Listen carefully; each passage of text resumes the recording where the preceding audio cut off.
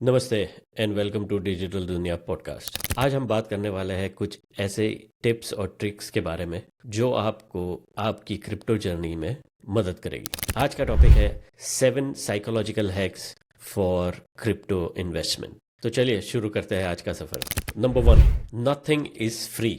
जी हाँ दोस्तों, there are no free lunches. Crypto में आउटसाइज रिटर्न पाने के लिए हमें बहुत ज़्यादा वॉलेटिलिटी फेस करनी पड़ती है। क्रिप्टो एक ऐसी एसेट क्लास है दोस्तों जहां पर कुछ महीनों में लाइफ चेंजिंग रिटर्न्स मिल सकते हैं, लेकिन दोस्तों इसके साथ आपको प्राइस स्विंग्स को भी बर्दाश्त करना पड़ता है। उदाहरण के तौर पर हम बात करते हैं इथेरियम की। इथेरियम की 10 साल की जर्नी में 8 बार से भी ज़्यादा 50% प्राइस से ड्रॉ डाउन हुआ है। यानी आप समझ सकते हैं कि मान लो अगर प्राइस 100 है तो 50 हो जाती है, या 1000 है तो 500 हो जाती है कुछ ही घंटों में या कुछ दिनों में। जो लोग शॉर्ट टर्म प्रॉफिट के पीछे भागते हैं उनका पोर्टफोलियो पूरी तरह से खत्म हो सकता है, लेकिन जो लोग फंडामेंटली स्ट्रांग होते हैं और जिनके अंदर ग्रिट होती है उन्हें लॉन्ग टर्म में रिवॉर्ड्स मिलते हैं। दूसरा hack, no one is crazy. हमारे हमारे पर्सनल एक्सपीरियंसेस ये तय करते हैं कि हम दुनिया को किस नज़र से देखते हैं।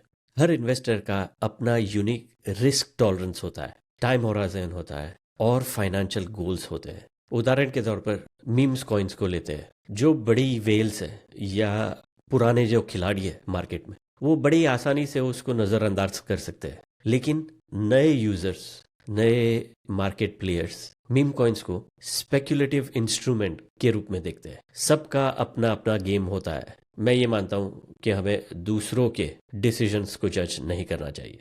आपको अपना रिस्क टॉलरेंस, अपना टाइम फ्रेम और अपने गोल्स पता होने चाहिए। तीसरा हैक, लक वर्सेस रिस्क।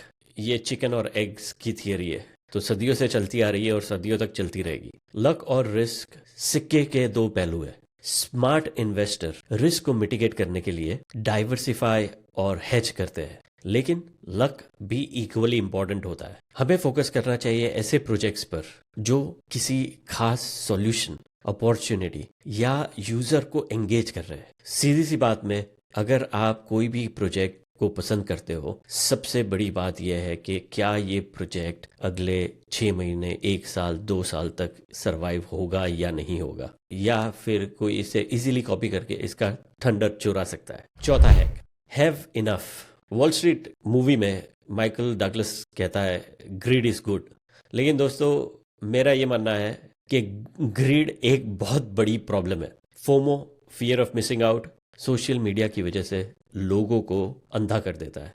आपको अपनी एंट्री और एग्जिट स्ट्रेटेजी हमेशा याद रहनी चाहिए। बहुत आसान है बुल रन में 5x रिटर्न्स को भी कम समझना, क्योंकि यूजर्स को एक्सपेक्टेशंस होती है 10x, 20x या 100x रिटर्न्स की। तो अगर आप संतुष्ट हो, हैव इनफ, राइट? अगर आपने 3x, 5x या 10x देख लिया है तो it's time to book profit. Profit book ना करना ये बहुत बड़ी समस्या है। हैव इनफ इसीलिए बहुत ही एक इम्पॉर्टेंट हैक है जो आपको खुद के लिए तय करना है। पांचवा hack, the power of compounding. दोस्तों फाइनेंस में, इकोनॉमिक्स में कंपाउंड इंटरेस्ट को दुनिया का 8वां अजूबा माना जाता है। लॉन्ग टर्म में आउटस्टैंडिंग रिटर्न कंपाउंडिंग से ही आते हैं। बहुत ही क्लीशे है, लेकिन वॉरेन बफेट का एग्जांपल लेते हैं।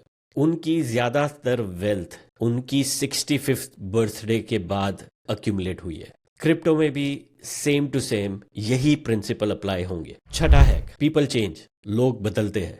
जैसे प्राइस चेंज होती है वैसे ही लोग और उनके प्रेफरेंसेस चेंज होते हैं। इसीलिए आपको अपने फाइनेंशियल गोल्स को बैलेंस और रियलिस्टिक रखना चाहिए। और बात करेंगे अब आखिरी हैक के बारे में, पेसिमिज्म, निराशा। पेसिमिज्म इंटेलिजेंट और रियलिस्टिक लगता है, लेकिन लॉन्ग टर्म में ऑप्टिमिज्म ही फायदा देता है। आप भविष्य को लेकर कितने आशावादी हो, ये बहुत ही क्रूशियल है। उदाहरण के तौर पर जैसे लूना टेरा के कोलैप्स के बाद, FTX के कोलैप्स के बाद, कोई भी पेसिमिस्टिक इंसान इसको पूरा मार्केट का फेलियर बता सकता है, लेकिन अगर आप आशावाद है, ऑप्टिमिस्टिक है, तो इसे रेजिलियंट और ग्रोथ का साइन समझ सकते हैं। तो दोस्तों ये थे 7 साइकोलॉजिकल हैक्स आपको आपकी क्रिप्टो जर्नी में मदद करने के लिए। उम्मीद है आपको ये टिप्स यूजफुल लगेंगे। तो मिलते हैं अगले एपिसोड में। हमें यूं ही फॉलो करते रहिए और मज़ीद डिजिटल खजानों की खोज में। अगली बार तक सवाल करते रहो, एक्सप्लोर करते रहो द डिजिटल दुनिया। नमस्कार।